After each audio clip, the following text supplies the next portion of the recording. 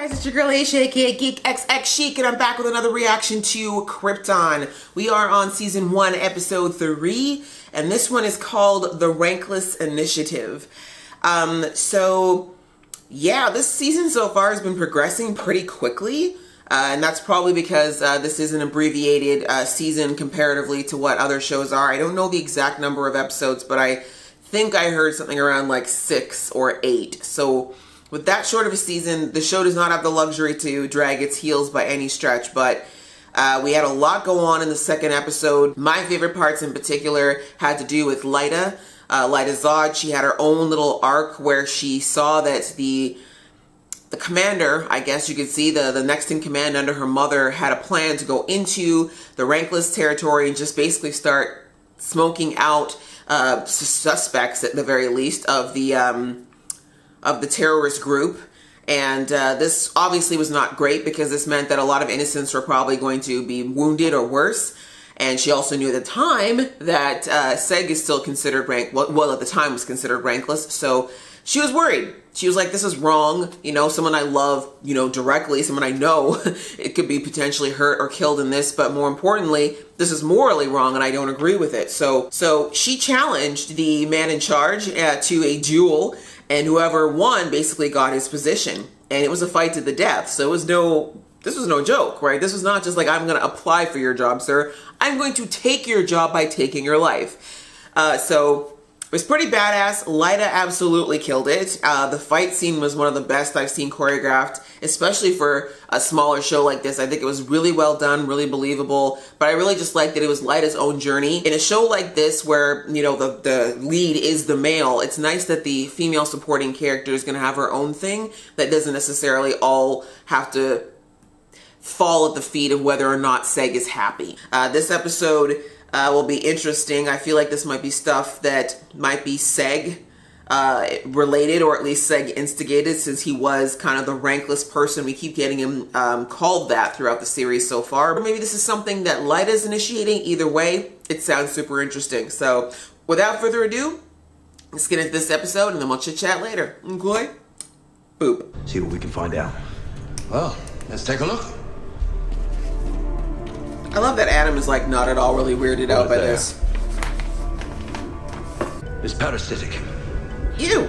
Once the sentry is out of the shell, it seeks a host and takes over Voice the of host Brow? body. It then uses that host to gather information about whatever planet it's on. Voice of Brow, it's got the parasite. The sentry will activate. Yeah. And do what parasites do. Seek out a host body. Adam's like, I'm not even from here, so. Where you going? That's a lot of sentries. Okay, that's scary. Just remember, it's up to you to report what you find. Some things are worth more on the black market than in the hands of the guild. Ah. That's why you would risk yourself in this horribly miserable job. Just leave it. It's not that important. You're not that hungry. It's okay.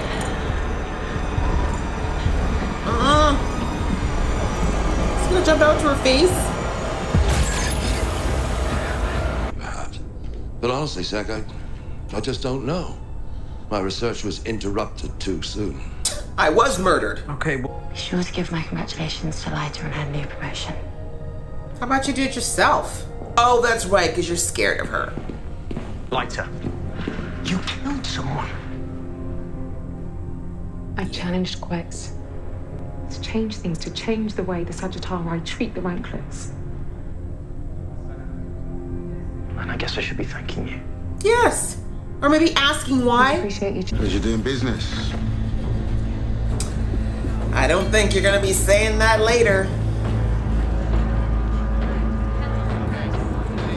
Okay, so does it choose a host? Brief your squads. We are a go at 4,300 hours.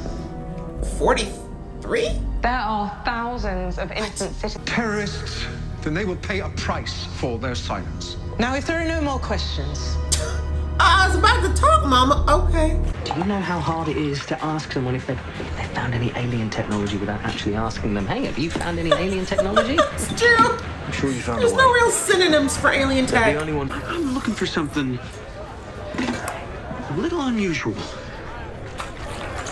You just... Oh, no. Very Hashtag unusual. no. And delicious. Nope. No, look, the guy over there saw something for half that.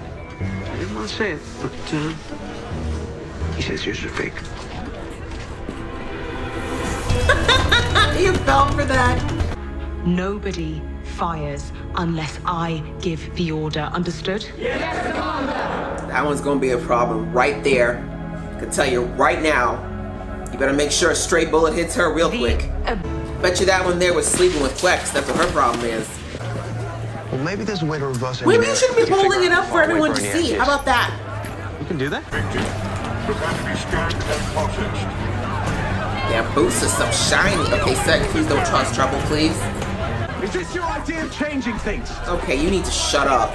To you. This was going to happen with or without me. I am doing my best to make it as safe as possible. Like, seriously, Seg. About this. Go. Okay, Seg, you're annoying me. You've known this girl for how long? Really? How long does it take to figure out if it infected anyone? But if you believe there's a more efficient method, you're welcome to try. Yeah, why don't you do it? You're clearly a scientific genius. Oh, wait. That does not look healthy. Look away, sweetie. You don't need to see that. Are you okay? No, she really isn't.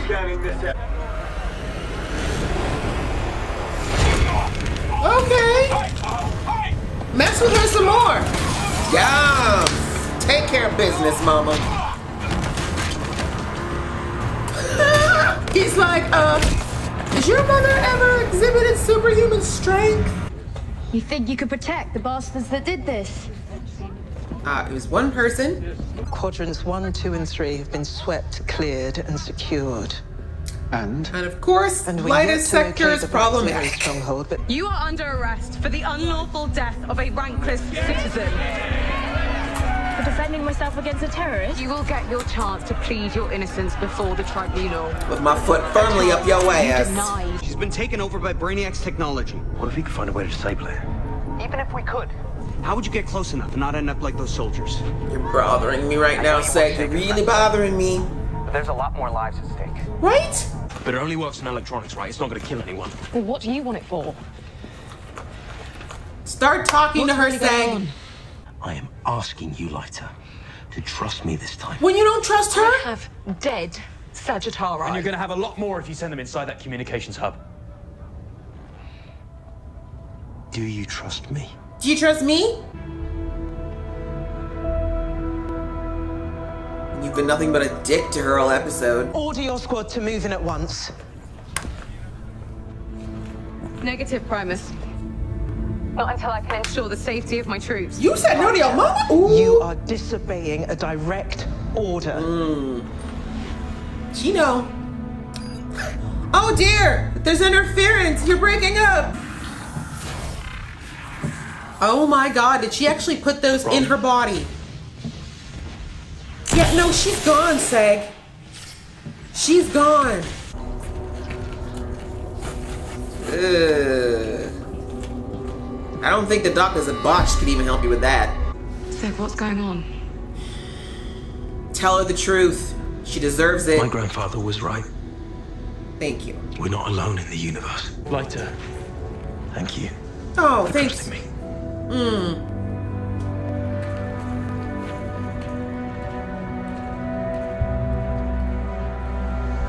Girl, he must be amazing in bed to put up with that. Only arrest made in the Rankless initiative. One of our own Sagittari.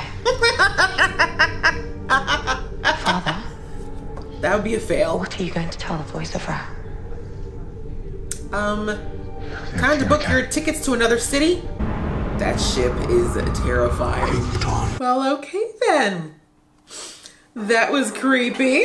Well, guys, that was episode 3, which was called The Rankless Initiative. And again, very good episode. Although, there were some problematic moments.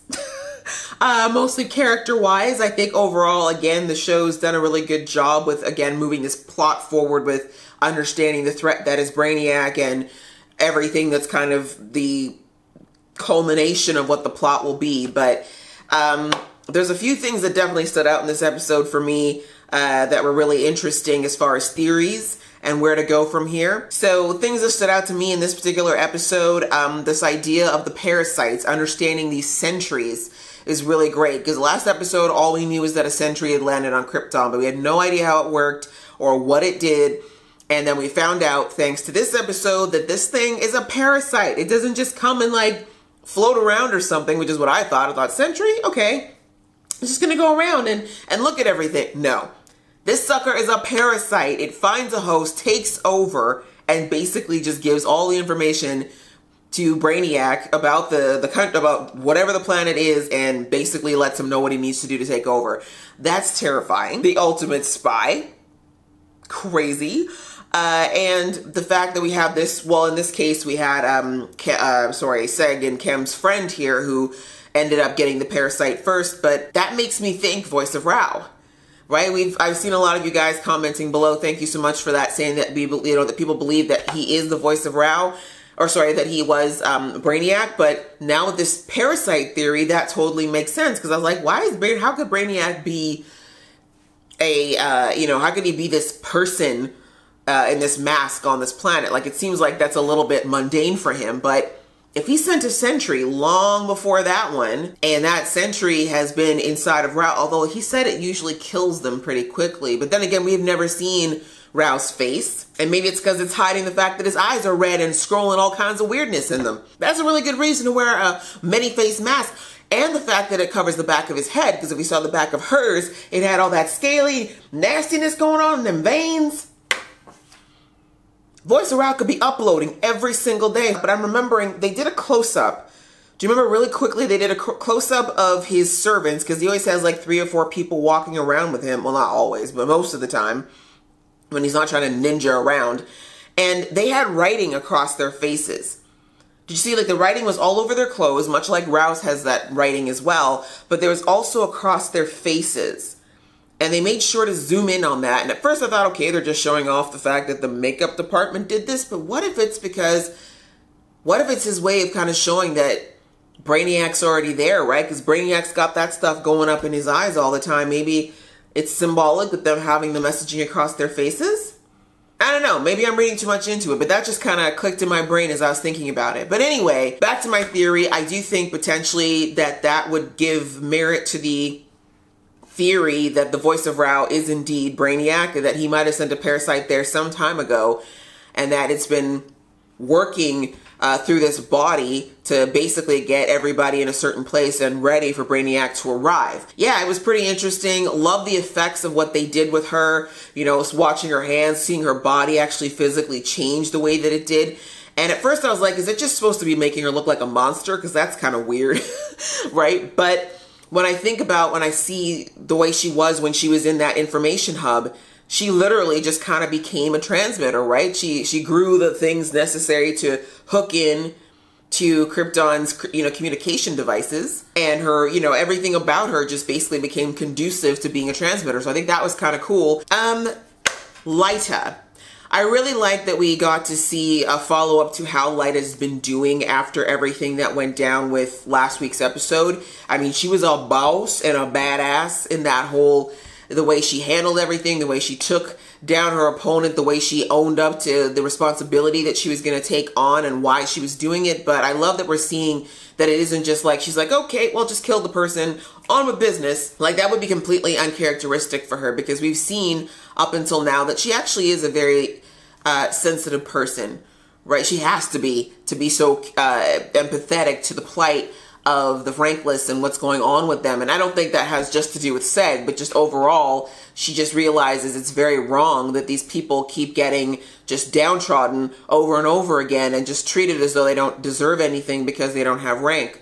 But that empathy, of course, comes with the price of when she did what she did last week, which was ripping that rank away. It took a little piece of her. She's feeling guilty. She's wondering whether or not that cost was too high. And of course, it didn't help that Seg came in like a freaking bull in a china shop with his shame grenades, trying to make her feel bad about it. I mean, if there was any other way I'm sure she would do it. But I mean, there's one thing we've learned about the Sagittarii since this started is that they're brutal. They're very, very animalistic and very primitive in that sense. Like, it's not a let's talk this out and have a debate sort of area. It's very much a kill or be killed, do this, do that, you know, survival of the fittest type of environment. And that doesn't exactly lend itself to those who have a soft heart.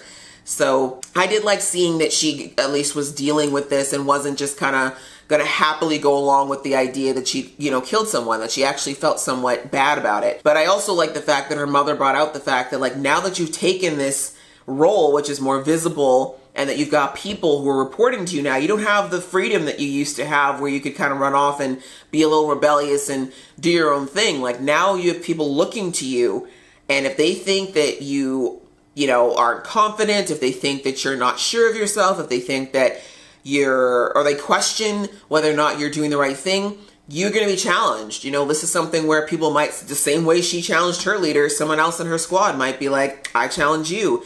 And we saw that with that chick, whoever she was, who was just ready to go down there and kill some Rankless. And I don't think it's going to end there. Like, I think we spent way too much time looking at her face, seeing her going through that whole thing with her being arrested, that it's not going to come around and turn around and potentially bite Lyta in the butt later on, sadly. It's going to be an interesting place for Lyta to try to navigate. I think she's going to, at some point, recognize that maybe this wasn't what she wanted. I don't think she really ever did want to be the leader, to be honest. I think she was happy not being in that place, but because she thought at that time, this is the best way that I can save the people I care about, then I'll do this. But I think it's just one of those things where once you get in, you start reading all that fine print, and I think she's going to start realizing that maybe this isn't the best place for her, because she is going to be constantly making decisions between being a Sagittarii and having her full allegiance to whatever the voice of Rao says versus what her conscience and what her morals say, which is that a lot of what these other powers are saying is wrong. So she's going to have to eventually, as her mom brought out several times, she's going to have to make a choice eventually, and it can't be both. Again, unless things overall change in Krypton from a very high level, she's not going to be able to do both. She's going to have to pick one or the other. Which kind of brings it, you know, me into the whole stuff with Seg. I found Seg very bothersome in this episode. It's the first time the kid's really annoyed me. The problem when you have characters, and this is something that a lot of writers and shows fall into as far as traps when it comes to writing characters who are supposed to be rebellious and strong and, you know, slightly fearless. Sometimes they write these characters and they don't know how to do all of that without making them bratty and selfish and like just really immature.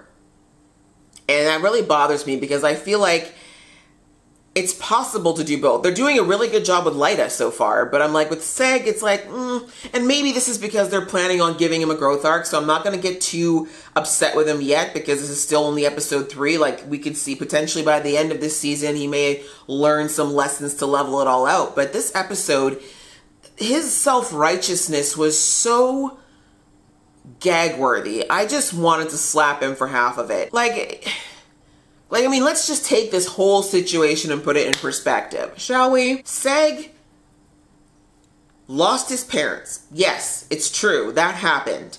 And Lyta's mom was the one who pulled the trigger both times. But, to be fair, Seg's parents made a choice. His mom made the choice to lie about being part of Black Zero, and his father made the choice to protect Seg by saying that he was also part of Black Zero, knowing full well that the penalty would be death. Now, one could argue left, right, and center that, you know, they shouldn't have had to lie because, you know, they were protecting their son.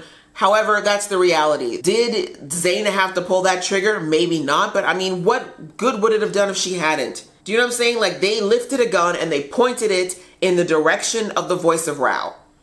There's no way there was any other response for Zaina to have than to shoot them. And they knew that. They knew that. They martyred themselves for a cause. And I get it. It's still fresh. Seg is still grieving. And one of the first stages of grief is that you're angry at the world. But Lyta has never done anything that we know of to this point that hasn't been loving or supportive for him. And we all know that if it had been her, she never would have pulled that trigger. So the fact, that aside, that already happened. So he's been a complete dick to her pretty much since that happened. I mean, we saw in the last episode that he was like, okay, I get it. I know that you're not the enemy here, but I'm still having a hard time separating what you and your mom as far as what happened. As I said, I'm not judging him too harshly because, like I said, I get it. He's grieving. Take your time. Try to sort your feelings out. But just give the space. Like, recognize that you are kind of being a dick right now. And Lyta respected that. She was like, yep, I get it. You're grieving. Fine. Take your space. I'm not going to take it too personally, but I got to live my life.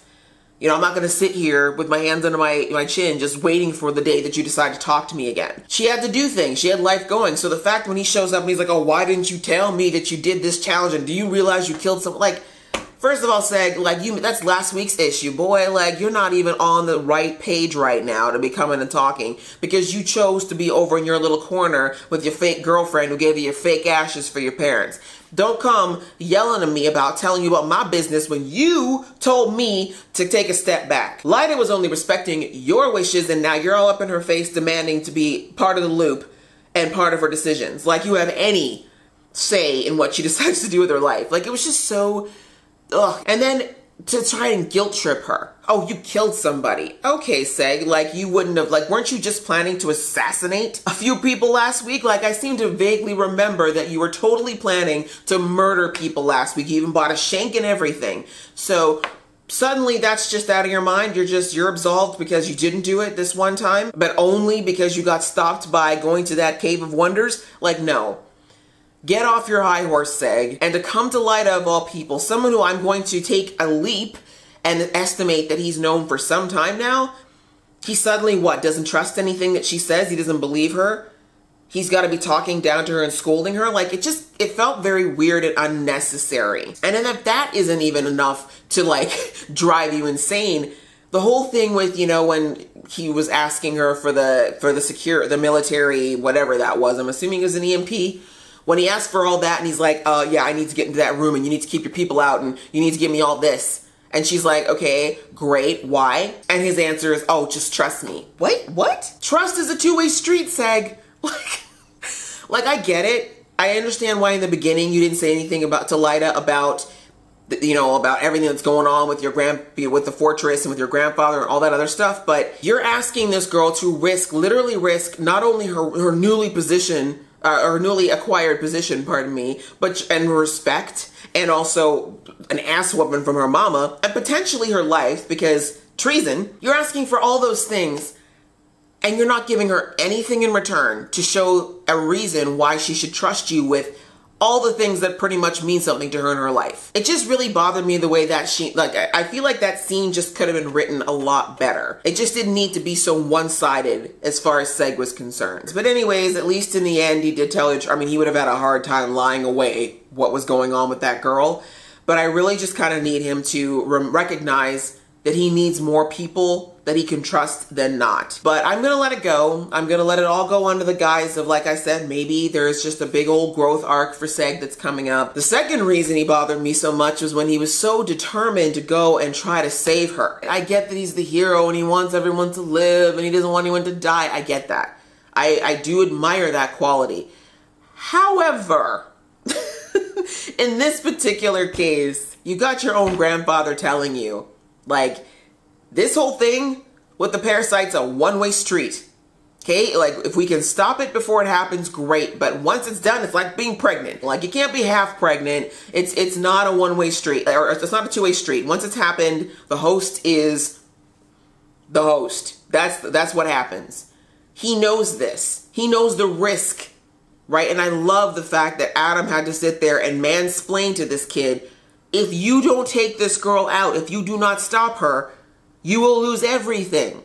You're trying to save this one person who's, let's face it, for all intents and purposes, gone, when it's going to cost you your entire planet and your future. But it'll be interesting to see what happens. I mean, the fact that they left her alive, I have to think plot-wise was for a reason. Whether or not they're going to keep her in the fortress is another question. I don't think it's safe to keep her there, but it might serve a purpose in the plot. I have to think that it might. Maybe it might turn out to be, maybe they'll figure out a way to make her a two-way communication in the sense of getting things from Brainiac. Other than that, guys, good episode. I did enjoy it. Like I said, that was my first time I kind of got annoyed with our lead, but everything else I felt was really cool and fit in really well with the overall plot. And it was great to see Brainiac again and see that amazing ship CGI. I really, really like it. I think it's just perfectly terrifying, and I mean, the best way that they could depict something that's a literal world enveloper, world swallower, world destroyer, if you were. Collector is the word that he likes to use. So really, really well done. What did you guys think of this episode? Were you as annoyed with Seg as I was, or am I just feeling a little ranty today? Also, what do you think about them leaving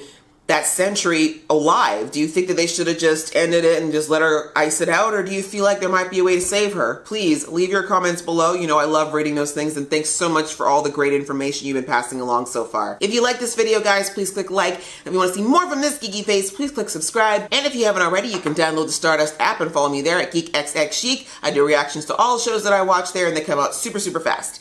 Until next time, guys, see ya!